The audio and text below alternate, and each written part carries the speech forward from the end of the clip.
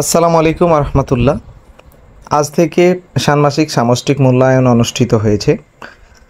তো এর আগে আমরা নির্দেশনায় দেখেছি মাউসি নোটিশ থেকে যে ষান্মাসিক সামষ্টিক মূল্যায়ন চলাকালীন যে বিরতিগুলো রয়েছে, অর্থাৎ একটা মূল্যায়নের দিনের পর 2-3 দিন করে গ্যাপ রয়েছে। তো সেই গ্যাপের দিনগুলোতে আসলে প্রতিষ্ঠানের ক্লাস ব্যবস্থা কেমন হবে সেখানে আমরা দেখেছিলাম যে ক্লাস বন্ধ থাকবে। যে শ্রেণীগুলোর মূল্যায়ন চলছে সেই শ্রেণীগুলোর ক্লাস বন্ধ থাকবে। কিন্তু আজ গাজীপুর জেলা শিক্ষা অফিসের বরাত দিয়ে একটা চিঠি অনেকেই শেয়ার করছেন, আমিও সেই চিঠিটা আপনাদের শেয়ার করলাম। সেখানে বলা আছে,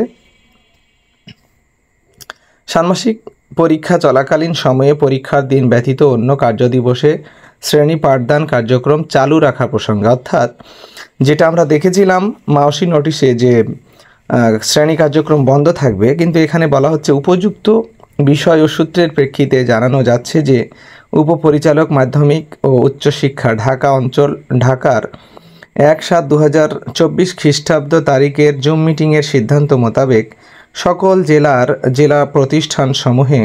শিক্ষা প্রতিষ্ঠানসমূহে ষান্মাসিক পরীক্ষা চলাকালীন সময়ে পরীক্ষার দিন ব্যতীত অন্য কার্যদিবসে শ্রেণী কার্যক্রম অব্যাহত অর্থাৎ চালু রাখার বিষয়ে সিদ্ধান্ত গ্রহণ করা হয়েছে।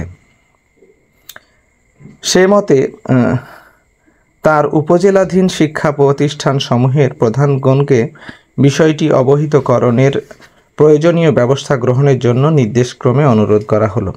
অর্থাৎ এই নোটিশের আলোকে আমরা এই সিদ্ধান্তটাই বুঝলাম যে ছুটির দিনগুলো, যে দিনগুলোকে আমরা অন্যান্য শ্রেণীর কার্যক্রম হবে না বলে ছুটি মনে করছিলাম, আসলে সেই দিনগুলোতে ক্লাসের ছুটি থাকছে না, যথারীতি ক্লাস হবে। তো আশা করি বিষয়টি আপনাদের জানা হলো। পরবর্তীতে অন্য তথ্য নিয়ে আসবো। সে পর্যন্ত ভালো থাকেন। আসসালামু আলাইকুম রহমতুল্লাহ।